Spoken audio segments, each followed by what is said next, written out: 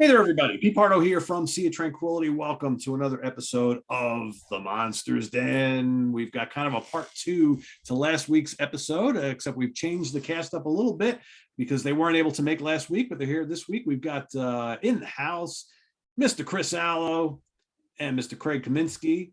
We're doing part two of our favorite endings to some horror and sci-fi classics. So those kind of final scenes or last few minutes or whatever, where it's just like boom, and you're like, wow, that sort of thing. The wow endings, right? The memorable endings, the twist endings, that sort of thing. So hopefully you caught last week where Jamie Laswell and I rattled off 10 of our favorites. Well, I've got some more, and Craig and Chris have a bunch. So we'll have Craig kick us off with his, I guess, number 5 or whatever for today. We're going to do 5 each. I'll kick right off with what I always called my favorite movie of all time. Maybe about 10 or 12 years ago, one of my old employers, a new vice president came in, and he was meeting with everybody in small groups because we didn't have a large conference room. And so as kind of a mixer, you went around and introduced yourself and then said, what's your favorite movie? So a whole bunch of people, or different women, they're saying, Love Actually, or Star Wars, and whatnot. So when it came to Craig Kaminski to say who I am, I said, hi, my name is Craig Kaminski. My favorite movie is Rosemary's Baby. And that is 100% true. And the reason I said that is because this movie, in my opinion, it has it all. It has parts that scare you, parts that make you laugh, parts that really make you think. It has some suspense. It has some social commentary, even with the time that it took place in 1968.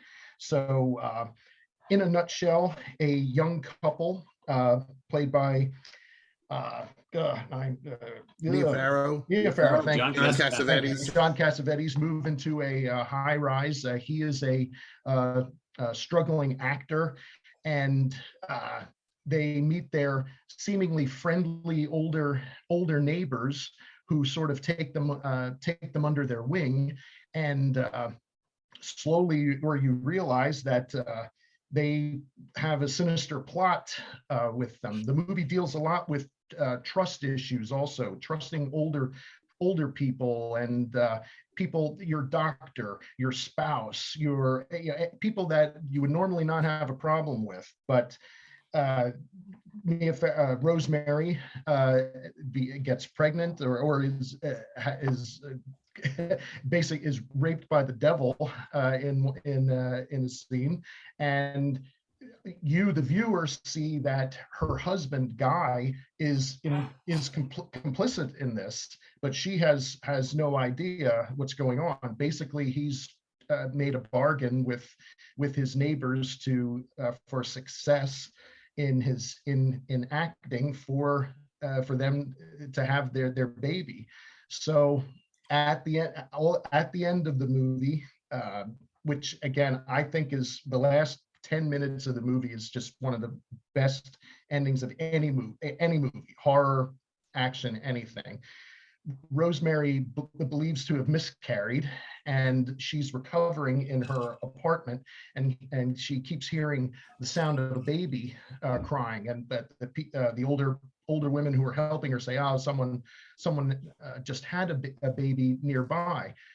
Rosemary eventually makes her way over to her neighbor's apartment to find a party going on, and you see a black bassinet with an upside down cross hanging, and the look on her face as she pulls the curtain back to see the baby is just one of the most brilliant performance. Just that scene, I mean, just that the look that she has, and just what have you done to his eyes? And then he has his father's eyes. It's like, Satan is his father, not Guy, and just all the just God is dead, Satan lives. Well, that's the funniest part. All these old people running around going, "Hail Satan! Hail Satan!" And that, and and it's sort of a downer ending where Rosemary comes to realize that it's like, it's the devil's baby, but it's my baby too. Where her neighbor says to her, she says, you're trying to get me to be his mother, and he says, well, aren't you his mother? And that's what she does it at the end. The movie is also very very in line with the book also, and so she rocks the cradle, and that's the end of the movie. We won't talk about the sequel, the made-for-TV sequel. I was just going to say that. Later. That movie is look what happened to Rosemary's Baby. No. That shit crazy. But 1968 Rosemary's Baby, directed by Roman Polanski. Yeah. Completely brilliant movie that I love, and I'm unabashedly say that it's my favorite movie. So that and for a shocker ending, it's got to be one of my favorites. Great pick. I love that movie as well, and we're gonna dive into Roman Polanski once again in a few minutes. But yeah, he did this whole trio of films like apartment horror, right? Which is that I think was one of I believe the second of the three, and they're all really great. So yeah, that's fantastic pick. Chris, what do you got? Well, I was going to say, if you have Shudder TV, Craig, there's a TV series called Cursed Films, and they do a documentary on every episode is on a different cursed movie, where it's usually a movie that was done on something supernatural, and they talk about the circumstances of the weird shit that happens behind the scenes of the making of the movie. And I just over the weekend saw the episode on Rosemary's Baby that's in season 2. I saw the first season where they had Poltergeist and The Exorcist and things like that, but not the second season. Season 2 is 4 episodes, I think, and one of them is on Rosemary's Baby, which of course the huge focus was the Manson murders, with Polanski. But yeah, it's interesting stuff. If obviously you're a fan, so you should definitely check that out. I will. But all right, my pick is simple. It's not really a twist, but it's so fucking explosive, and man, I just think it's one of the greatest endings of all time. Denise asked me like an hour ago. She's like, "Well, what's the topic?" So I told her. So she actually said this title to me, and the end of this movie is so awesome that 20 years later, I saw a different movie, but similar by the same director. And I never really liked it because that ending sucks compared to his other movie. I'm talking about Jaws. I mean, it's the simplest movie. Shark runs around eating people. What do they do at the end of the movie? They blow up the fucking shark. It explodes into a million pieces in a waterfall of blood. And it's just great. Jaws is an amazing movie. One of the greatest movies of all time. I could see it. I watch it, I don't know, at least probably 3 times a year, maybe more. Excuse me, but I'll never forget the first time I saw the first Jurassic Park movie, and I'm like, wait, you don't blow up the fucking T-Rex? You just let the thing stomp around? That's it? That's your ending? And I gotta be honest, I like the Jurassic Park movies, but I think every ending kind of sucks because they're not blowing up the fucking monster dinosaur at the end. And I'm like, I don't understand. It worked for Jaws. And now every time the end of the movie is just, let's just watch the big dinosaur that just ate all these people. Let's just watch him roar on the side of the mountain. Like, fuck that. That's stupid. So, well, it's because in the 30s, 40s, 50s, 60s, and 70s, you had to 100%. kill the monster at the end of every Had to kill him. Now you don't have to do that anymore. Right. Because if you kill the monster, you can't have a sequel, right? So. Well, Jurassic Park, there's a million dinosaurs running around. Yeah. I mean, they gave it away in the first movie. The fucking dinosaurs were making babies on their own. Yeah. So I'm like, I could see that, except they had this built-in plot thing. But yeah, I love the ending of Jaws, but it kind of ruins Jurassic Park for me. But don't read the book of Jaws. The book is like nothing like the movie, because if you love the movie, the book, I have read the book. Yeah, Peter Benchley, and they just stole the ending of whatchamacallit, Moby Dick. It's just Quint is just stabbing the shark as the two of them die, so it's very depressing. Yeah. Great film. Again, great. Which is why that explosive ending is so great. Yep. And satisfying. Yeah. Yeah. All right, so I said I was going to circle back to Roman Polanski. So he did these 3 films, kind of labeled his like horror apartment trilogy, so to speak. So the first was Repulsion, which is great, and then you had Rosemary's Baby. The third, which I believe this came out in '76, I believe, is The Tenant, starring Roman Polanski, as a matter of fact. So he stars in his own film here, along with Melvin Douglas and the very lovely Isabelle Adjani, who was also in the Possessed and Nosferatu the Vampire and quite a few other films. Very good. I believe she was French, and Shelley Winters is in this as well. So basically, the story here is about like an apartment building, which again, kind of like Rosemary's Baby, you have these kind of weird people living in this apartment building, or at least that's what they lead you to believe. And Roman Polanski is this kind of businessman who needs a place to live. So he hears that they have a room available, or an apartment available. So he goes to the landlord, asks about it, and they're like, "Oh yeah, this is available." The woman who was living here previously, she tried to kill herself and she jumped out the window, but she didn't die. She's in the hospital, but she's not coming back. She's never coming back. So yeah, you can move into the apartment. He's like, "But if she's still alive, maybe she will come back." Like, "Nah, she's not coming back." So he's like, "Okay." So he moves in, and then he asks, he's like, "So where is the woman?" It's because he's in the apartment for a little bit, and he starts to get a feel for maybe what she was like. So he wants to go visit her. So he goes to the hospital to visit her, even though he doesn't know her, never met her. And she's there, and she's all wrapped up in bandages because she fell through like this glass and broke like every bone in her body. So she looks like this mummy, with just the mouth and the eyes showing under. And so he's there, and then her best friend shows up, and that's Isabella Adjani.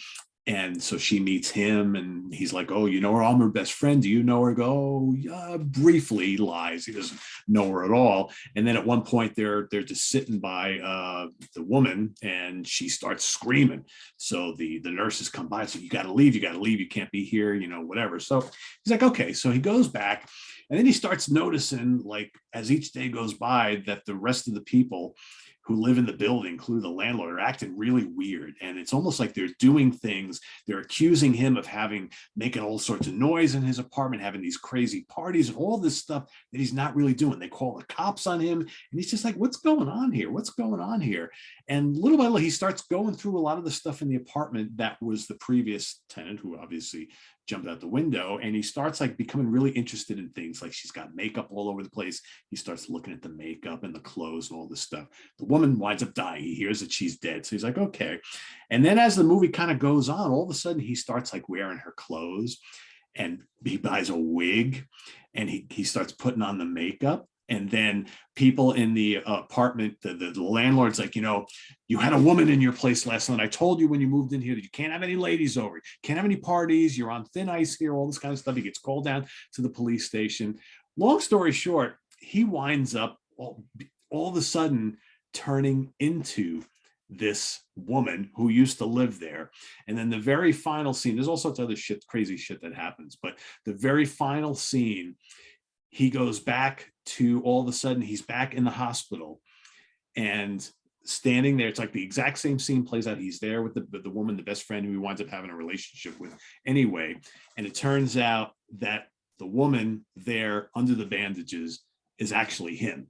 So was he ever a guy? Was he her? Was she him? You don't really know, but the whole movie, like where it starts is where it finishes. And so these things that happen, it leaves you thinking, it's like, well, wait, what did I just watch here? Was he always her? Was there no her? Was it always him? Or was he never a he? Was he a her? You don't really know, but that's how the movie ends. It's a great ending. I'm probably not even explaining it as good as it is, but really, really cool film. And again, it kind of plays like the other two films we mentioned about the paranoia of someone living in isolation in an apartment all by themselves. Where in Repulsion, you had Catherine Deneuve, who was basically going nuts by herself. You had Rosemary, who spent so much time in that apartment by herself and all the stuff that was going on, thinking about the baby. And then here you have Roman Polanski in this film with this weight of what happened to the previous tenant, and he's so paranoid. He thinks that everybody in the building is trying to make him also jump out the window and kill himself. And it's like, is any of this stuff happening? Or is he just kind of seeing all this stuff, hearing all this stuff? So really, really cool film, great ending. If you haven't seen it, check it out. It's quite good. That's a good one. Yeah, I haven't seen it in a long time, but Back to Craig. Yeah, it's quite good. Quite good. My next choice is probably the very first movie that I saw that had a shock ending to it, and I saw this when I was probably 8 or so on television, but freaked me out then and still freaks me out now. The 1978 version of Invasion of the Body Snatchers, which I love. This is the version with Donald Sutherland and Leonard Nimoy. This movie, it just, why it freaked me out when I was a kid, and of course I was so young, was that they get you when you sleep. And so it's like you're afraid to go to sleep then, because it's like, you could wake up with a pod next to you or something. But this movie has it has like a posit sort of in it, where it's like, why do, if aliens come to the earth, why do we expect that there'll be little green men in flying saucers, when right in the beginning of the movie it shows they're like these microscopic sort of spores that just latch themselves onto plants. The movie takes place in San Francisco, and Donald Sutherland plays a food inspector, or he works for the city, so he goes to different restaurants, and slowly he starts seeing these eerie things about where he hears how people say that people are different and that something weird is going on. One of the just weird early scenes in the movie, he goes to his dry cleaner, and the Asian guy says, "Oh, my wife, different." And he goes, "That not my wife." And then later on, when he comes in to see the same dry cleaner, "Everything good now." Yeah, there's just so many weird parts in this, but basically the invasion is that these pods, they're plants that they put while you're sleeping, and they make a copy of you, and the original version of you kind of shrivels up and turns into dust, basically. And so you just try not to go to sleep in the whole movie. The shock ending comes when there's only a few of the characters left, where there's Donald Sutherland and Brooke Adams, and she unfortunately falls asleep and becomes copied. He's on the run and just trying to get away from this horde of who they look normal, but they're coming after him. At the very, very end of the movie, you see him in his office, and that it had also been established in the movie that they show no emotions, and they're very stern and just very flat. So you see him just doing some mundane work, and one of the other characters that had been separated from he and Brooke Adams during the movie, played by Veronica Cartwright, approaches him in a park, or an outside park, and says, "Oh, Matthew," and she's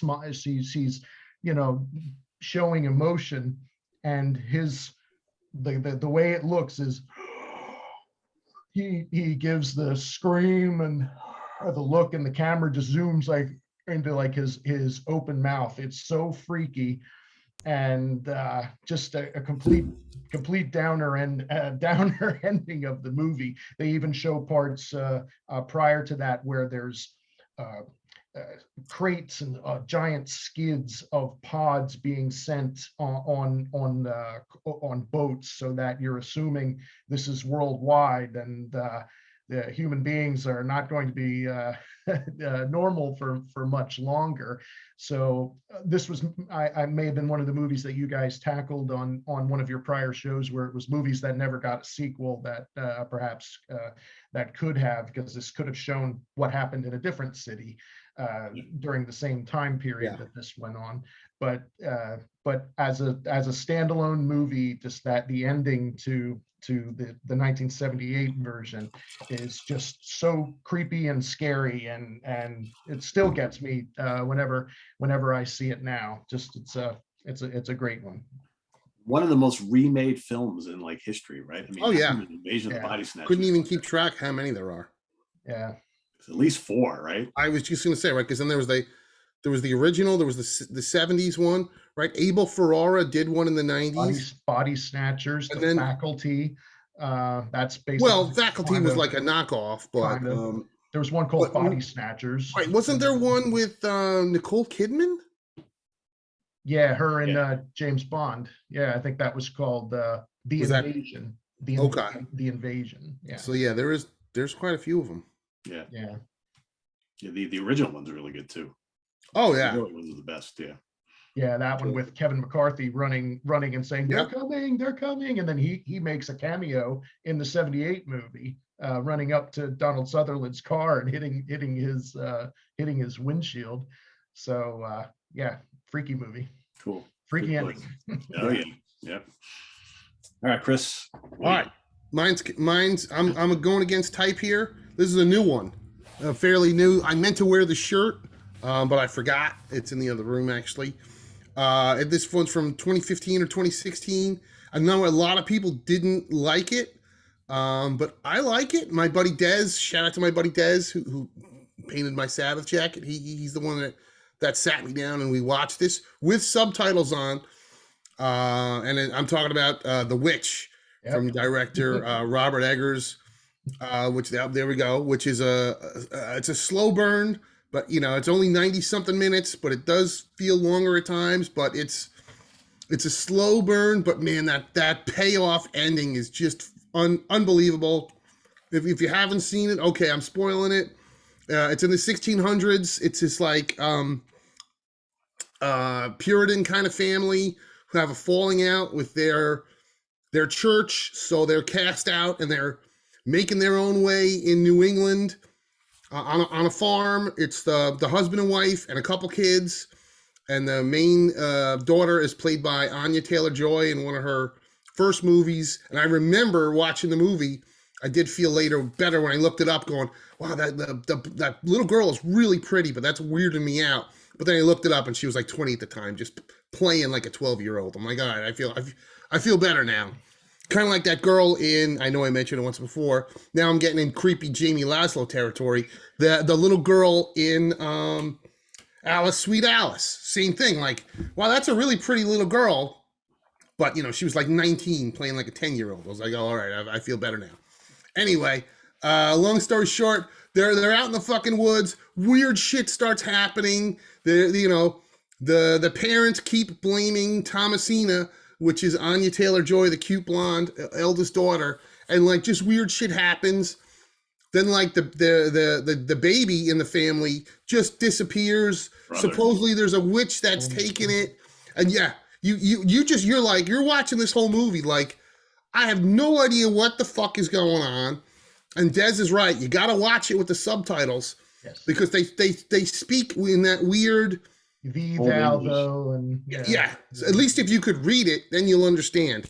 Like I know a couple people that saw this in the theater and hated it. And Des saw it in the theater, but he liked it much better when you go watch it on home video and actually read it. And I do agree. Anyway, long story short, we get to the ending, and yeah, there's a goat, Black Phillip, that they keep showing in the fucking farm with the little tiny farm they have. And then at the end of the movie, you find out, oh yeah, Black Phillip is in league with Satan, and it's his fucking fault. And at the very end of the movie, everybody's dead.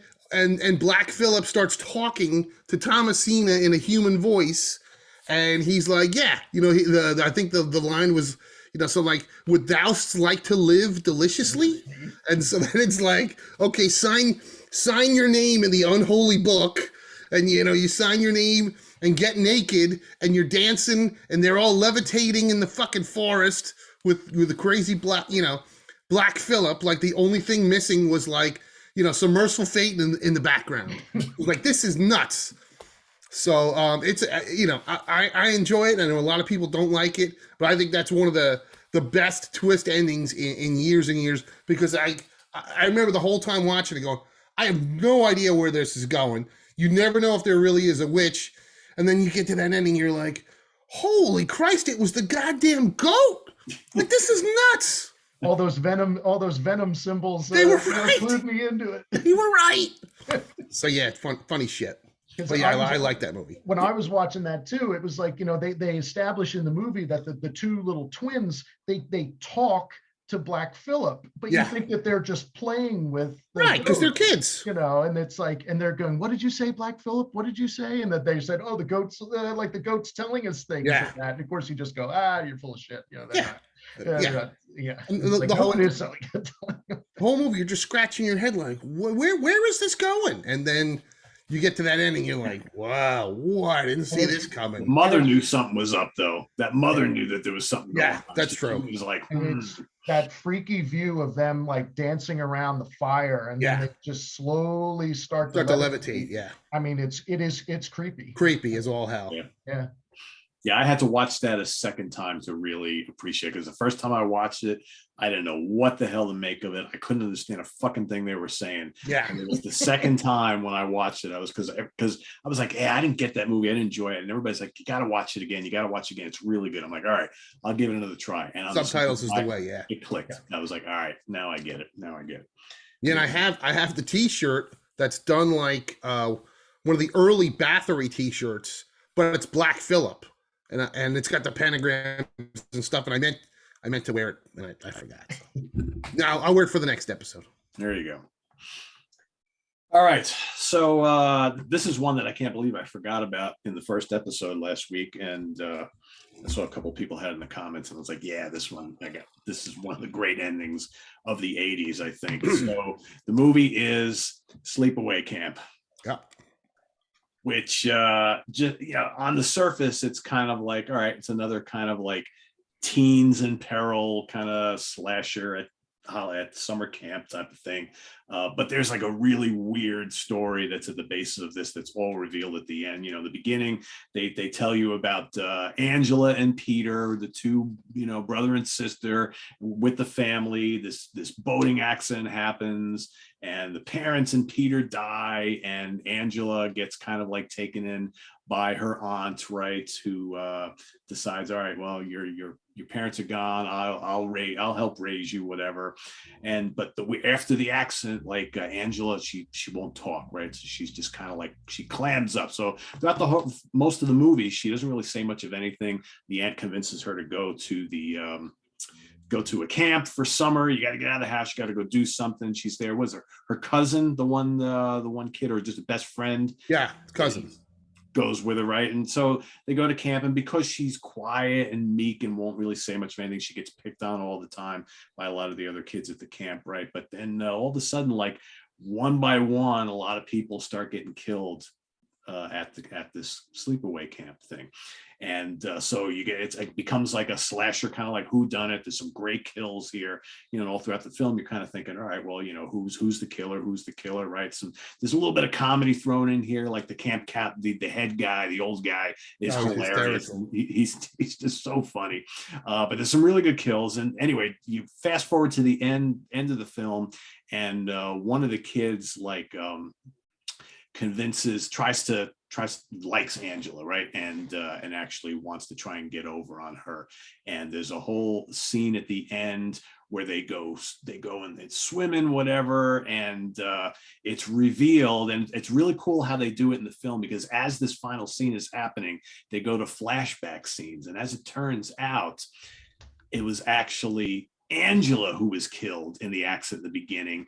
Peter is still alive, but the aunt always wanted a daughter, so raised Peter to actually be a girl. So then it's revealed that Angela is actually Peter. And then there's this final scene where she kills the one kid and she's stark naked. And there, of course, is a hairy penis on Angela, who finally speaks for the first time in the film and screams. And she's just sitting there with the knife and everything hanging out. And you're like, what is just happened here? Great ending. It's one of the great endings of any film ever, any horror film especially. And I always said, Pete, the Crying Game, the guy that wrote the Crying Game saw that movie. Oh, no doubt. 100%. Yeah. 100%. No doubt about it. Without a doubt. So, yeah, and it's just a great Felissa Rose. Great. Yeah, and it was her birthday, I think, yesterday. Oh, yeah. I did see her on Facebook or something. Yeah. Yeah. So really cool, fun film. Great kills, fairly bloody, but one of the great holy shit endings ever. So if you haven't seen it, you should. Now that we spoiled the ending for you, but that's what we're doing on the show. I was gonna say that's this whole episode. So it's all about spoilers, right? So yeah. We're breaking them all down. So all right, back to Craig, number 3. My next pick is a movie that was made in 1973, or it came out in 1973, and the movie takes place in the far off year of 2022. And just realized that I rewatched this over the weekend. And one of the movies that Pete mentioned last week was Planet of the Apes, the original. This is another the third in Charlton Heston's sci-fi group that he did, and that's Soylent Green. Really good movie. It's not a perfect movie because there are some goofy parts in it. It's a little bit restrained probably by the budget, but the movie takes place in the movie was probably filmed in 72, so 50 years after that, being now 2022. The Earth, due to the greenhouse effect, has very little food and plant life in general, and animals. It's extremely overpopulated and poor. It lists right in the beginning of the movie that New York City has a population of 40 million people, so it's totally out of control. Wealthy people live in high-rise buildings with that and have all the luxuries, including their own kind of food pantry, and they have concubines of sorts that are referred to as furniture, actually, in the movie. One of which is played by Lee Taylor Young, who looks smoking hot in this movie. And Charlton Heston plays a police officer who is investigating the murder of an important person in one of these high-rise buildings. And it turns out that he is on the board of directors for the Soylent Corporation, which is one of the largest food providers for the earth. They establish early in the movie that there's Soylent Red and Soylent Yellow, and the new flavorful variety called Soylent Green, which is made from ocean-rich plankton, as it says in the movie. And it also shows that every Tuesday is Soylent Green Day. So the poor people have to schlep big jugs of water to communal spigots and get they look like they probably were like little plastic squares. That's generally the food that everyone eats. Even when people die, there's a part where they get a choice to have either $200 cash or $250 in food coupons.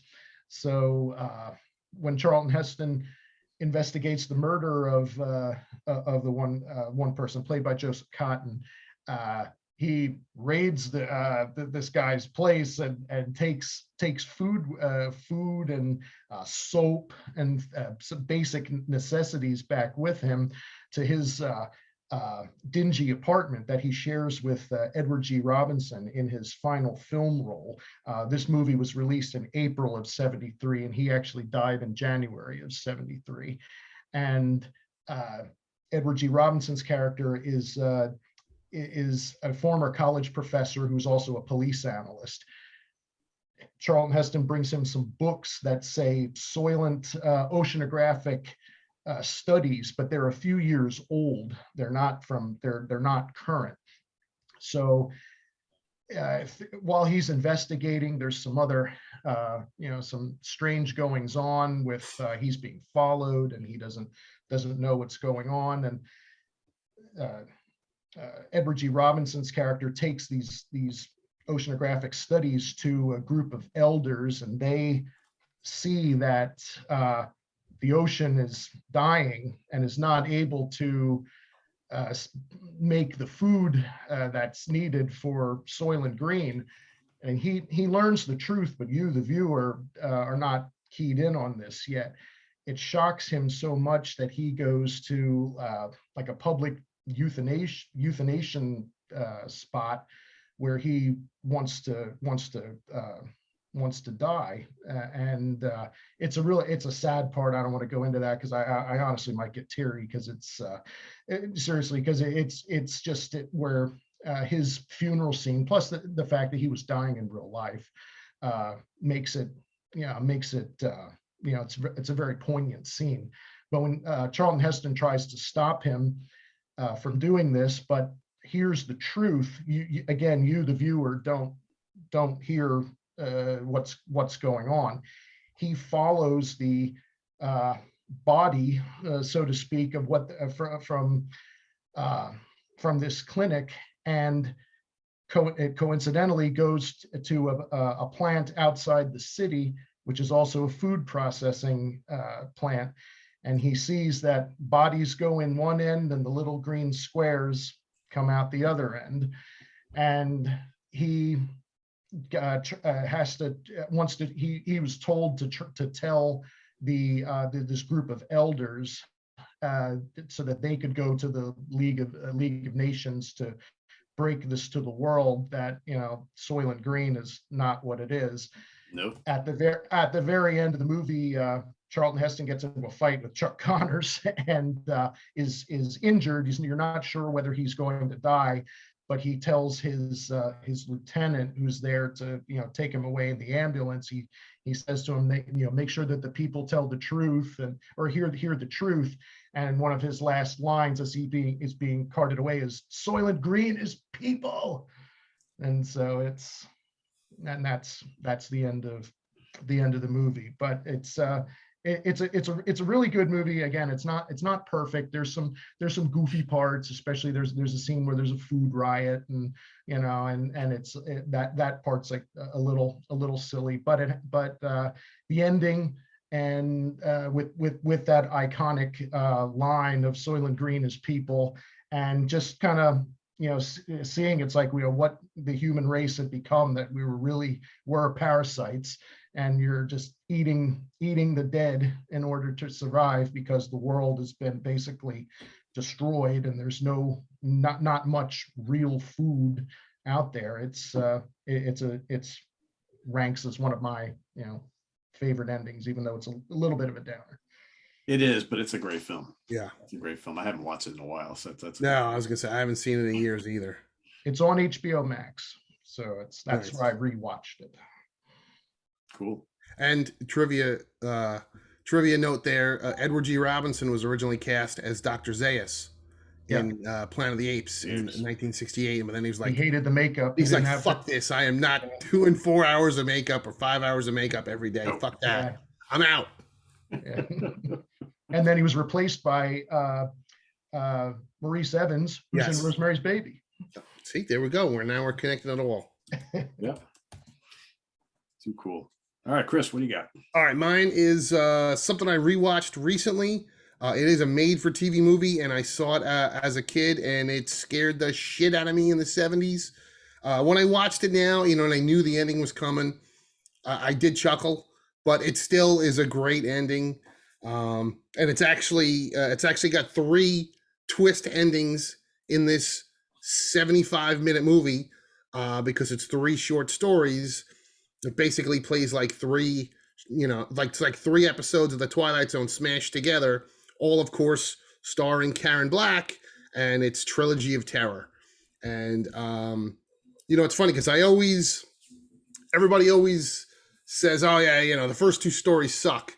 but the last story is the best one. And yeah, the last story is the best one. But I mean, over the weekend, I rewatched it. And I got to say, the first two stories are pretty good, especially the first one. I really enjoyed the first one. Is that the one with the school teacher? That's the one with the school teacher where you think she's the spinster, but she's really not. But the last one is the stories Amelia, which is the Zuni fetish doll, if you never saw it. Long story short, Karen Black gets this doll for her boyfriend, who I guess is into weird African shit. And it's this really creepy looking doll who is like supposed to be embodied with the spirit of this African warrior. And it's got like a little, chain on it. And there's a note that's like, if you take the chain off, you're going to unleash the soul of the warrior. So she's like, okay, cool. So she puts it down. Of course, the chain breaks. I mean, it's only like a 20-minute episode, but the 20-minute episode is Karen Black being chased throughout this apartment by this little killer doll. And it's just nuts. And the whole time I'm watching it, Pete, I'm like, Jesus Christ. Like Charles Band must have seen this in the 70s and been like, that's it. That's my ticket. A little monsters. He remade that film like 20 times. It's I don't know. It just popped in my head going, Jesus, Charlie Band must have seen this and was like, the light bulb just exploded in his head. Yeah. But yeah, it's fun. There's a little bit of blood. It is quite suspenseful, and it's kind of comical too. Watching it now as an adult. Yeah, I mean, it's so nutty. But the twist ending is, earlier in the episode, you see Karen Black talking to her mom, and her mom's just a real bitch. And at the end, the mom is forcing Karen Black to blow off her boyfriend so that she can go hang out with the mom. Yeah. So at the end of the episode, Karen Black traps the doll in the oven and burns him alive, and all this black smoke comes out of the oven. And at the very end, she's on the phone with her mom, and she's like, all right, Mom, yeah, well, let's get together tonight. Like we said, okay, all right, yeah. And, the totally normal voice, and then it cuts to the very ending where Karen Black is like on her knees, and she's got like this crazy look on her face, and she's got like the big butcher knife, and she's like slamming it into the floor, and she's got the big fangs that match the fangs that were on the doll. So of course, obviously now she is possessed by the soul of the warrior, and when her mom comes over, she's gonna murder her mother. Yep. Which she did, because I also then watched Trilogy of Terror 2, which was terrible, and we won't talk about that. But that starts with the mother and the daughter both, being dead in the apartment. So, but yeah, Trilogy of Terror, still a great twist ending from almost 50 years ago. Scared the shit out of me when I was a kid. Yeah. When I saw it as a kid, terrifying. Do you have a replica watch it of now that and doll? I do. I have the toy doll somewhere. Do you? Okay. And the chain is off. That doll though must have been broke. Thing must have been made like shit, Craig. Because over here I have like the dress, like the chain broke, the fucking spear broke. I'm like, what the? This thing must have been made like crap. So you got pieces all over the place. One day you're gonna wake over. up and that doll is gonna be standing in front of you, staring at you. Right. It could happen. You warrior my ass. It could happen. Funny shit. All right, so for my next choice, I'm gonna go fairly recent too. I think when did this come out? I don't even know. 2017. I don't know, something like that. So Chris was talking about the Witch before. This a lot of these kind of folk horror films coming out of late, which I quite like actually, because it's a good change of pace. And this is another really good one from Ari Aster, the director, who also did Hereditary, which I will be talking about in a minute. Midsommar. Oh yes, just recently saw that over the summer. Yeah. Yeah. Again, another kind of slow burn film that has a wallop of an ending. And, to make a long story short, basically, you got this girl who has had some tragedy in her life. Her sister, who she loved a lot, commits suicide, right? She's away at college. She's got this boyfriend. The boyfriend's kind of like, thinking that, God, I know she's had this tragedy in her life, but man, she's so freaking needy. Should I break up with her? Meanwhile, all his buddies are like, you got to dump her. You got to dump her. She's too needy. She's too needy, blah, blah, blah. But he doesn't dump her, right? He feels bad for her. So the buddies decide that they want to go plan this trip because one of the guys is originally from Sweden. And he's like, why don't we take a summer trip? And, we're all from school. We'll go to Sweden. We'll go visit my friends and relatives in this. They live in this little village in Sweden. They're having this whole midsummer festival, right? And, so he's like, oh yeah, I don't know how to deal with the girlfriend type of thing. So he basically tells, yeah, I'll go. And then he kind of slips telling her, and she's like, oh, you're gonna leave me here? I'm having such a hard time. You're gonna go off to Sweden? And he's like, oh, well, why don't you come? She's like, okay, sure, I'll come. Meanwhile, the guys are like, oh, what the hell are you bringing her for, right? So they go to Sweden. They meet up with his family, and they all tag along. And they notice like they live out in the middle of nowhere, right? They all dress really weird. They got animals, like it's like a big farm and stuff like that. So they find out that there's this big festival that's coming up, this big ritual celebration thing to celebrate. It's the whole, the crops. We have to, these things go on. We do this dance, all this kind of stuff. And then like one by one, the friends start like disappearing. And the girl, she's obviously still going through a hard time. She's really acting really weird throughout the whole film. She's fighting with the boyfriend. The locals start to take an interest in her and try to get her involved in the ceremony that's happening. Long story short, at the end of the film, what's actually happening is this ceremony that's going on. They have to do human sacrifices, right? And they have to sacrifice a number of people. Half have to be living outside the village, right? So they have to be from somewhere else. The other half are ones that are already live in the village. So they basically brought all of these people, these kids from the US here to be sacrificed. And what they do is they tab her to actually become part of the community and everybody else part of the sacrifice. So they wind up like capturing all of these kids. They kill a couple of them. They take the boyfriend. This is like the best part of the whole thing. They take the boyfriend and they wind up killing him. They kill a bear, a giant bear, grizzly bear, and they totally like take out all the insides of the grizzly bear. They stuff the boyfriend inside the grizzly bear, put him and all of the other friends and everything, a couple are dead, a couple are alive, in this house. And they light, it's like this little building, this shack, and the sacrifices, you got to light them all on fire and burn them alive and all this kind of stuff. And she is actually outside watching all this happen.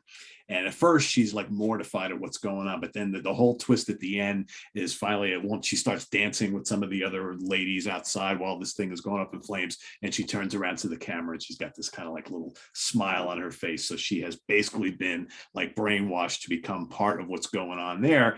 And it works out for her because she really has nothing left at home, because she's got her sister is dead. She doesn't really have any family left, and her boyfriend is now gone, and they were fighting on the outs anyway. So she's all of a sudden found this like new life here amongst these people with all these weird kind of little religious things that they do. And all the college kids, all her friends, they're now all gone. So really kind of a weird ending. And again, another slow burn film, but really well shot, really well done, and really, really good film. I like it quite a bit. Yeah, people shouldn't be scared of the length of the movie, because it's like isn't that what, like, it's well over 2 hours, but it's like. And I was gonna say, I know the version I saw was the director's cut, which was even longer. Yeah, it's 147 minutes. Yeah, so it's up there, but it's quite good. Really well acted. They all do a really good job in the film. Beautifully shot. Yeah. And when the old man goes off that side of that mountain, Pete, I was like, what? And then I started laughing. I'm like, that's the first thing that happened, right? Because they're all watching this and they're like, and you're okay with this? Yeah. Like, oh, yeah. That's what the first sign that they knew something weird was going on. Yeah, that was the first clue. Yeah. It doesn't get any better from there. Of course, the hot chicks like tempt the guy. Oh, the Yeah. boyfriend. Yeah, absolutely. Yeah, yeah, Yeah, it's absolutely. like that could never happen. Yeah, yeah. All right, Craig, back to you. My next pick is from 1983, and it was one where even when I was young, seeing this, that people were, how dare they make a sequel to this movie? But if you give it a try and actually watch it, it's really, really good, and it has a great ending that pays off, and that is Psycho 2. In this movie, it takes place 22, 23 years after the events of the first movie. So Norman Bates, played once again by Anthony Perkins, who has been in the mental hospital this entire time, and he's now up for parole and is granted release, much to the dismay of the sister, played again by Vera Miles, in reprising her role from the original movie. And Norman Bates is just trying to, make his way, and he's cured. He's basically cured. He's in therapy. He gets a job at a small diner as a cook, and he's opening up the Bates Motel again to bring in some tenants, and he just wants to live a nice normal life. And but Vera Miles is not going to let him do that. So she plots to have her daughter, played by Meg Tilly, moves into the house and sort of sidles up to Norman, and to try and make him crazy so that he'll be reinstitutionalized. But she starts to feel sympathetic towards him and doesn't want to participate in her mother's plot anymore. Meanwhile, there are some random people, or a couple of teenage kids and some other people are killed around the Bates Motel. And long story short, by the end of the movie, it's shown that Norman is basically exonerated of any of these crimes that had gone on, and it's blamed on the mother-daughter combo, that they killed people and tried to blame it on Norman to make him crazy again. But so at the end of the movie, he's left alone, and of course it's a stormy night, and he's sitting in his kitchen alone, and you see an old lady come walking up to his house. This woman was in some of the earlier scenes when he worked at the diner as a friendly old lady who worked in there, and who was very kind to him. She tells Norman in his kitchen, she said, "Oh, your mother was not really your mother. I'm really your mother, and I had to give you up. And she was actually the one who had killed all these people, because she said, I don't want them to hurt my baby." And so you're sort of thinking, it's like, well, okay, well, the two of them are just gonna be together now in the creepy Bates house. But he is getting some tea or something from the cupboard, and happens to have a shovel there, and just completely whacks her right there in the kitchen. And he takes her body, and you hear the voices, the same voices, the old lady voices, "Norman, I'm tired." And so he puts her in the wig and the dress and puts her in front of the window, and Norman is gone crazy again. So it begins again, right? Yeah. But it's one of those movies, I think a lot of people, I think it still did fairly well at the time, but a lot of people were maybe hesitant to say, oh, this is stupid, and it came out, at the height of the slasher craze. And so people thought that it might be a cheap ripoff, soiling the bad name, soiling the good name of Alfred Hitchcock, when in fact it's a really effective thriller that and with a great ending to boot, that I think most people would really enjoy. that was the thing. I think most people were like, you can't remake a Hitchcock classic unless you're Hitchcock, right? Yeah. All those years later. So a lot of people automatically, the film sucks, right? And it's always, it was bashed by critics, and a lot of people are like, but all these years later now, It's really people good. think really highly of that film, actually. Yeah. And it's quite I saw that in the theater in '83, and I didn't know what to think of it. I was 12, but I was, I was a hardcore horror fan, and when I saw it, I loved it. I just like, wow, this thing is great. Yeah. But I just didn't know what to expect going into it. And the kill scenes are gorier in it because of it being in the 80s. I mean, somebody get right in the mouth, and and of course the the ending that I mentioned with the shovel. It's got some hallmarks of the time, but it's a really effective movie, and I like it. And how good a job did they do to get you to hate Vera Miles's character, who and to make Norman sympathetic? Right, exactly. You really are rooting for him in the movie, and not in a way like you're rooting for Jason Voorhees to knock off these annoying kids. It's like you really are. It's like, man, this guy, leave this guy alone. He just wants to live his life, and But if I'm not mistaken, I think that wasn't that written by Tom Holland, who later did Fright Night and a bunch of other movies. I think so. I mean, the director was the guy who did Road Games with Jamie Curtis and Richard what's his Franklin, name? I believe his name is. Yeah. Cool. That's a good choice. All right, Chris, what do you got next? All right, I'm going back to when I was a kid. There's another one. Pete scared the shit out of me when I was a kid. Originally aired in '73. I was 2, so I did not see the original airing, but I probably saw it by like '76 when I was 4. And I always remember like it was in my parents' first house. We moved out of that in '78, and I'd definitely seen it before then. The TV movie, Don't Be Afraid of the Dark.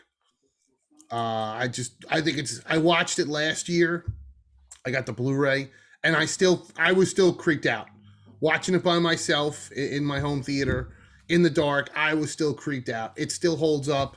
If you haven't seen it, this couple inherits a house, and it's a very quick 70-something minute made-for-TV movie, which was remade, I think, in like 2009 or 10 or something by Guillermo del Toro, who is a great director, but I have to say his remake has nothing on the original. Yeah, there's better special effects, but the original is quicker paced and is scarier. Long story short, the young couple moves in, they inherit this house, and there's a handyman who, worked on the house, and I think it was the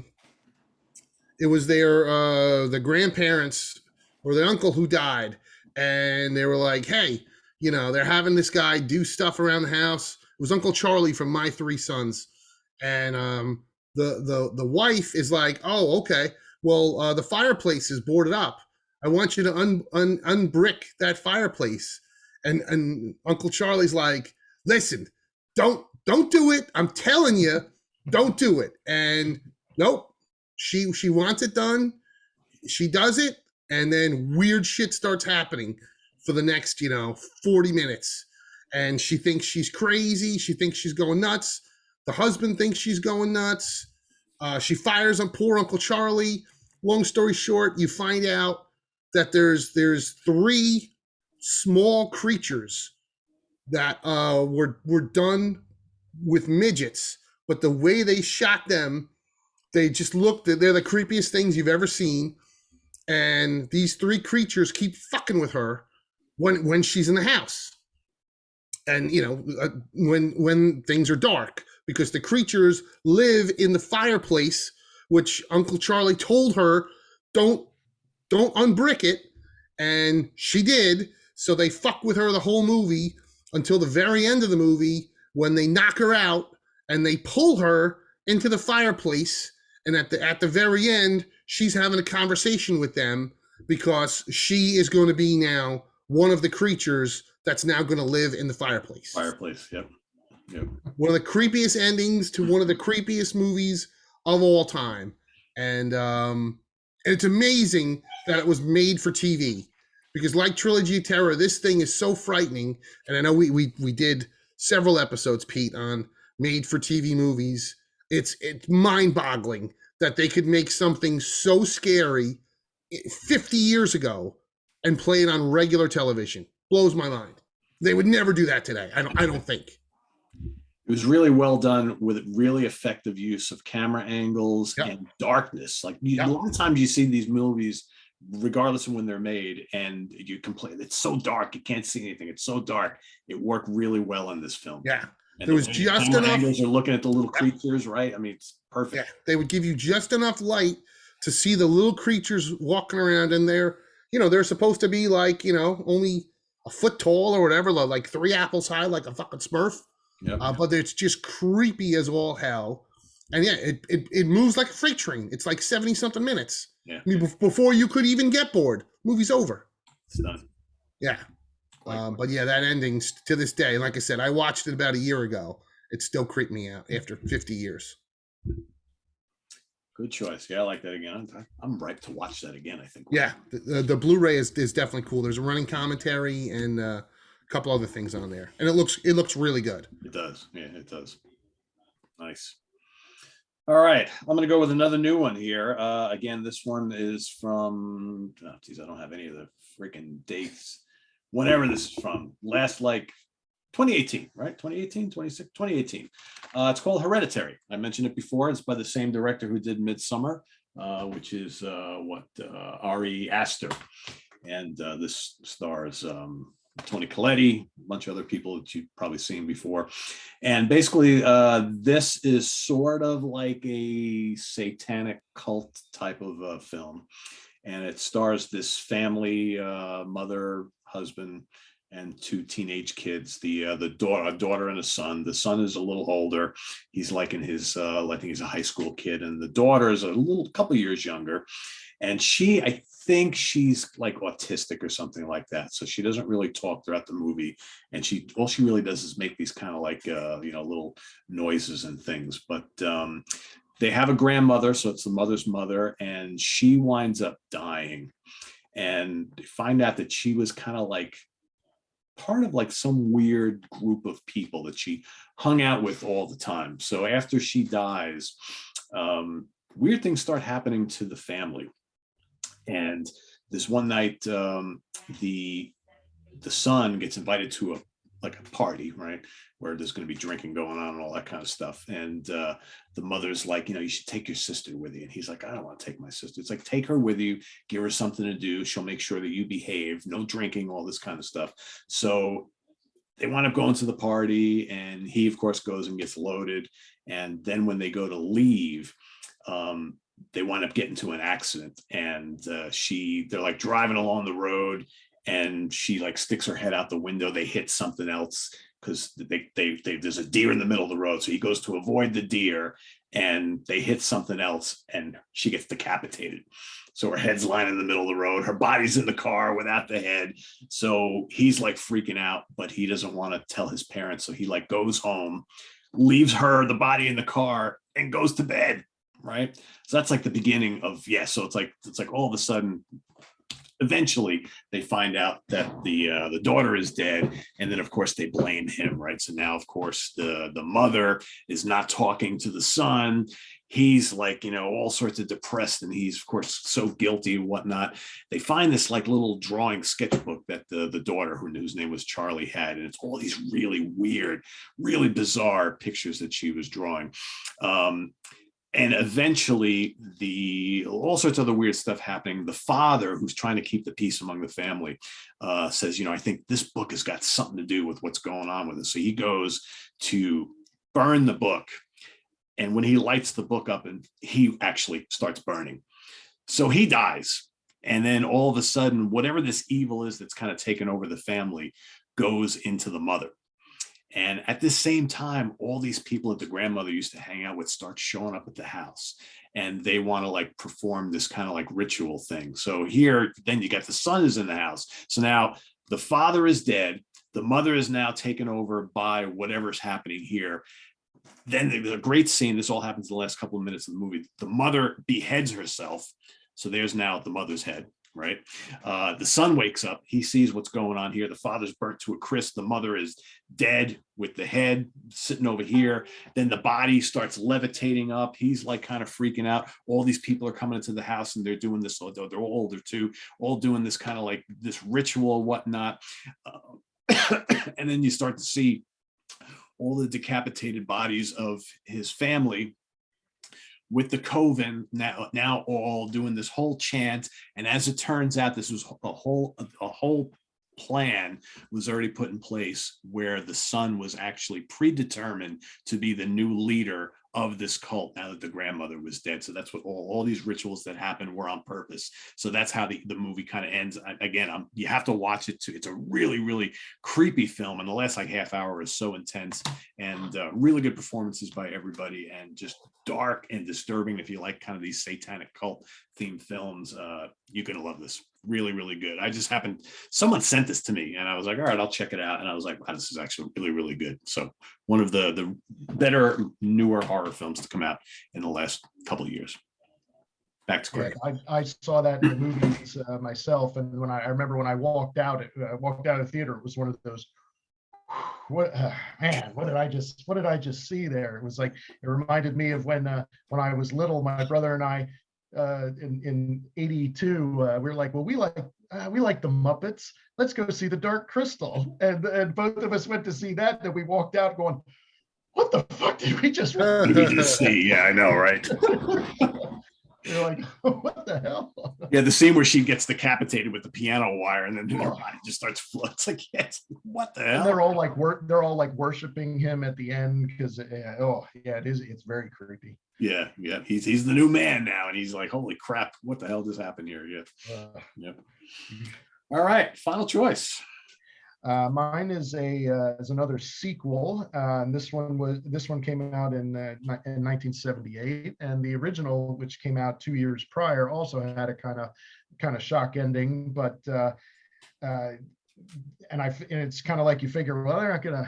Is something like that going to happen again? And it does, even though it's a little different. So my choice is Damien Omen 2, where in this movie, Damien is now like maybe 14, 15 or so, and he's being raised by his uncle, played by William Holden, and his wife Lee Grant. So now you got 2 Oscar winners in this movie, where the first Omen had the great Gregory Peck, Oscar winner in that one. But he's in military school with his cousin. His cousin's name is Mark, and he seems to be a normal kid, but just like in the original, there's some people who were kind of there to guide him. The original had the nanny who was guiding little Damien, and in this movie, one of the teachers at the military school, played by Lance Henriksen, is sort of his mentor, and also one of his father's co-workers is also in on it and wants to see Damien succeed. But in similar circumstances to the first movie, things just start getting gradually more weird and weird with Damien, and people are ending up killed. And William Holden just does not want to believe that that his nephew is, that there's something sinister with him. Where in this movie, Damien himself finds out learns that he is the Antichrist by looking at his hair in a mirror and seeing the 666 birthmark. So this at the end of the movie, William Holden finally, upon learning the truth that just like in the original, that you need to stab him with like a series of like however many knives, he's going to do this. And you're sort of thinking, well, in the original, right when Gregory Peck's going to do it, the police shoot him, and so in this one, right when William Holden's going to do it, his wife, played by Lee Grant, is the one who kills him. And it's like, wow, I didn't really see that coming. But then, as a second twist, right when she says Damien, and then like the house explodes and Damien has her killed. So now he at the end of the movie, Damien lives on to make the third movie, The Final Conflict, which came out a few years later. But it's a kind of a surprise ending that I when I saw this for the first time, it's kind of like, wow, they're not gonna be another shock ending. You can't let this kid, can't let the Antichrist keep moving along here. But in fact, he does, and not as good as the original, but still, I think is a decent movie. And the kid who plays Damien, I thought was pretty good, and has a few good gore scenes in it. Again, not as good as the first, but still pretty entertaining and with a decent ending. So, Damien Omen 2. Nice. Yeah, that's a good one. All right, Chris. All right, my last one. I've talked about this movie a million times. One of my favorite movies of all time, but it's got such a great ending that the first time I saw it, I was like, wow, I didn't see that coming. And I meant earlier tonight when I was telling Denise, the missus, some of the movies, she goes, well, you're not going to talk about any of those Italian movies, are they? Are you? Because she's like, all those endings are stupid. You just got to scratch your head. I'm like, not this one, baby. This is the one. And of course, I'm talking about the greatest movie ever from Lucio Fulci, his 1980 magnum opus, Zombie, which, if you haven't seen it, it starts out in New York City. There's a zombie in New York Harbor, and Tisa Farrow, Mia Farrow's younger, prettier sister, goes to the island of Matul with Ian McCulloch, and they're on this whole long zombie adventure where there's zombies and everybody's getting eaten, and you guys know the fucking drill. And there's all this craziness, and the whole time they're like, all right, we got to get out of here, and we got to get on a boat, and we got to get back to New York because that's where we'll be safe. So they get on a boat. They have one zombie with them because they're like, if we don't take a zombie with us, no one will ever believe this fucking crazy story. So the last couple minutes, after all this insane 90 minutes of zombie carnage, they're on a boat, which this is probably the most unrealistic part of the movie, that they're on some shitty little boat and they're going to make it from the Caribbean back to New York City. But we're just going to go with it. But the twist is they finally get to New York City, and as they're pulling in, they're getting closer. They're like, let's see what's on the radio. And they put on the New York radio, and they hear on the radio that New York has now been completely infected by zombies. And they're like, holy shit. And then there is actual shots of the zombies walking through the city. And you're like, well, you're just fucking doomed because there's no way out. And I think that's one of the greatest endings. I think it could be the best zombie movie ending of any zombie movie. Of course, I'm sure influenced by the bleak ending as well from Night of the Living Dead. Yeah, but I just think Zombie just works so great. And yeah, that's my fifth one. Great choice. See, Denise, you went with the Italian anyway. I have Italians. I have it. But that one makes sense. I mean, listen, a lot of the endings, I'll give her props. A lot of them don't make sense. Gates of Hell, House by the Cemetery, even The Beyond. You're like, what the fuck? Plenty of Giallos. You get to the end and you're like, wait, what? Or the opposite. You watch the whole movie and you're like, I have no idea who the killer is. And then they somehow explain it at the end, and they're like, wait, I was supposed to figure that out from the shitty clues you gave me the last 95 minutes? Why they're explaining it to you. Exactly. So, yeah. I know I love Giallos, and they're so much fun. But yeah, there are some of them where like you get through the whole thing and it looks like they finally catch the person or whatever, and you're like, huh? And then you're like, wait, all right, so please explain it. And then they go explain, and you're like, oh, okay. Right. How was I supposed to get that? Like Enrique did it? Right. Unless they give you the recap at the end, you're not going to. Totally, yeah. Funny shit. The Italians, man, let me tell you. All right, so I had a couple choices here, and I decided I'm going to go with this one because I remember seeing this film in the theater back in 90, God, whatever year this came out in, 91, and thinking, holy shit, was that a crazy ride. And I'm talking about The Silence of the Lambs. This has got Manhunter and Hannibal, and Manhunter's great too. Jesus Christ, that's a great ending to that. But everybody knows the story. I don't need to get too in depth here. But basically, you got Hannibal Lecter is captured at the end of the first film. Manhunter, so he's in prison. You've got this new serial killer named Buffalo Bill who's out capturing and skinning his victims, and you've got this young cadet Clarice Starling, played by Jodie Foster, who's working with Jack. What the hell was Jack's last name? I don't remember. The character from the first film. So she's like working under him, but she's almost like she's a glorified intern. And so she's in charge of now going into the prison and talking to Hannibal Lecter to see if maybe he has any clues about how, because he's the ultimate serial killer, about how to catch this Buffalo Bill. So it's this whole kind of like cat and mouse game throughout the film between her and Lecter, which is really good, but it brings her closer and closer and closer to finding out who Buffalo Bill is. Cut to the end of the movie, Buffalo Bill has got this one woman captive in like this pit in his house. She finally stumbles upon him, and then you've got this whole great scene at the end where he's trying to stalk Jodie Foster throughout that house, which is all in darkness. They wind up taking care of Buffalo Bill, but while all this is going on, they've actually, for Hannibal Lecter's participation in all of this, they agree to move him to a better facility.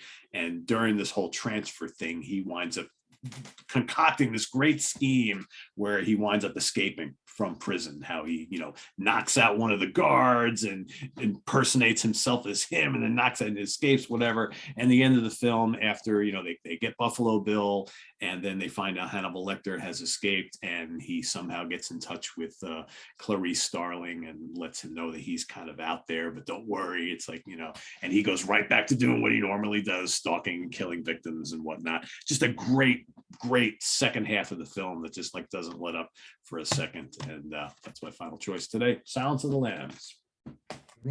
Nice.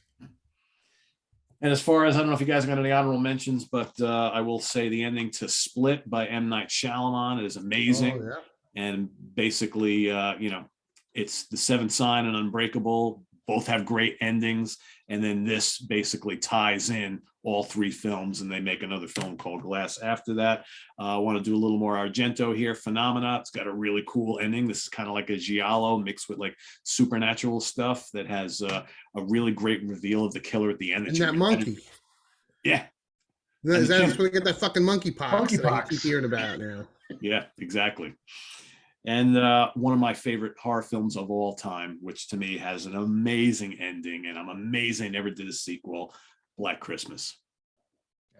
Yeah, that's true. We must have talked about that on the. Oh, that's why I didn't really choose it for one of the main ones, because I've talked about Black Christmas so many times here on the channel. But I meant like one of the ones that never got a sequel. It's been remade like 100 times. Right, but no sequel. It's like, why don't we just do a sequel, guys? Never mind about remaking it, because the original is the best. You're never going to top it. But yeah, one of the great, creepy films of all time, where the killer just stays up there in the attic, and all right, I don't want to go off into a tangent, but how do the cops not search that entire house? They never look in the attic. They never go in the attic, and he's still up there. Would they still be looking for that one girl that was wrapped up in the fucking plastic? You would think so, right?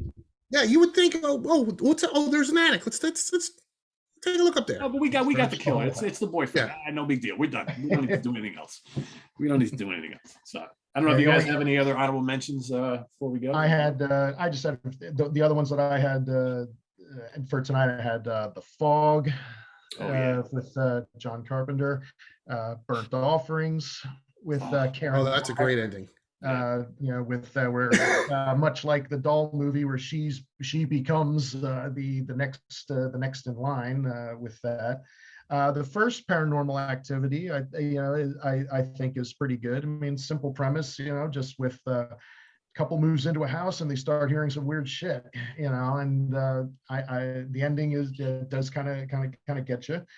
And then the last one I picked was from 2011, movie called You're Next, which I thought which has a really good ending, and just a whole surprise with that. You think it's a home invasion type movie, and when in fact it's like a whole plot to get your inheritance, and and the guy never suspects that his girlfriend grew up in a survivalist camp and knows how to take care of herself. So yeah, it's a good one. But it's a good fun movie. Yep. Nice. I mean, I just jotted down a couple classics: Night of the Living Dead, John Carpenter's The Thing. Oh yeah, God, how do we not see? Yeah, The Thing. Yeah, shit. And Friday the 13th, the original Friday the 13th, and Halloween. And one that you mentioned the original of, but I love the remake. I actually like the remake so much better than the original. And they did change the ending slightly. Was the remake of Last House on the Left? I don't know if you guys remember that one, but I laughed. The microwave. I laughed so hard I was the only one laughing, but I laughed so hard in the theater with that microwave scene. I couldn't believe it. I thought it was the funniest thing. I don't think I ever laughed so hard in the theater. It was unbelievable because it was so unexpected. Yeah. If you haven't seen it, it's the same movie that Pete said, only done better. And yeah, when the parents get their revenge, the last bit of revenge is the father is a surgeon, so he chopped up the main villain just enough so that he's paralyzed. But I guess he's also good with like mechanics because he rigged a microwave so that it will turn on with the door open, and they're rushing to get the daughter to the hospital. But yet he took the time to do this, and he puts the dude's head in the microwave and turns it on. And the last scene is the dude's head exploding. And I exploded in laughter. I mean, there wasn't that many people in the theater, but I was howling. I mean, I bought the movie on Blu-ray. I watch it every so often, and that end still cracks me up. Yeah, that's a good one. One I did forget, I forgot to pull it off the shelf, but I had it like sitting here last week, and I just forgot to talk about it. Cabin in the Woods has a really cool, different kind of a what the fuck type of ending, right? Yeah. Which is pretty worthwhile to see. Yeah. So. And Don't Look Now from 1973, that has like an ending that comes out of left field where you don't see that one coming. What was The Fly, also from the 1986, or I mean the old version too, but specifically the Cronenberg version with and it's a sad ending. Speaking of Cronenberg, man, how almost every one of his films has a WTF. Oh, I mean, I just rewatched The Brood, and I was like, The Brood is so my good. God, yeah. She's like, yeah. and as far as new movies, I can't even remember the name now. I saw it in the theater, and I should get the disc. I can't. It's that Samara Weaving who looks so much like Harley Quinn, and she marries into this family, and they have to do like a game thing, and they're all trying to kill her. But then at the end, you find out the twist is that their family sold their souls to Satan, and Satan comes back and starts blowing up the entire family. What the hell's the name of that movie? Craig's on it. I'm looking. Ready or Not. That's it. What is it? That movie, Ready or Not. Ready? Yeah. I don't think I've seen that. It's Holy really shit. good. It's Pete, really good. It's pretty good, yeah. Yeah. I will check it out. Ready? Yeah. Or not? Okay. One more to track down, right? One more for the pile. One for the pile. Pile is never ending. So, all right, cool. There you have it, everybody. Part 2 of favorite endings. We'll be moving on to something else next week, so stay tuned for that here on the Monsters Den. I want to thank both Craig and Chris for putting their list together and revisiting some films or rethinking about films that you watched a while back and giving spoilers for. So yeah, for folks watching, like I said, hopefully you already saw these. Yeah. Hopefully you already saw them, but just like last week, if there are some of these you haven't seen, basically, I know I should have said this at the beginning, but you should, if there's a movie you haven't seen, pause it or fast forward till you get to the next film, because these are all about spoilers. That's what it's all about. And I think someone said it perfectly in the comments section of last week's episode, that if a film has already been out and is now available on DVD or Blu-ray after a certain amount of time, there's no such thing as about spoiler-free anything anymore. It's already been out, and most of these films we've talked about, I think the most recent was 4 years ago. So if you haven't seen these by now, Sorry, Yeah. there's your. We just Sorry. spoiled the ending for you, but that's what it's all about. So, for any of you watching, if there's some that we haven't mentioned today that you like a lot, put those in the comments below. And visit us on the web at www.seaoftranquility.org. We're on Facebook. We're on YouTube. All together, all the damn time. For Chris Allo and Craig Kaminski, I am Pete Pardo. Thanks for watching us here on the Monsters Den. See you tomorrow morning at the Funhouse with Martin Popoff, and next week here on Thursday night with the Monsters Den. Take care, everybody. Have a good long weekend here for those of you here in the US. Happy Memorial Day, and see you soon. Bye-bye.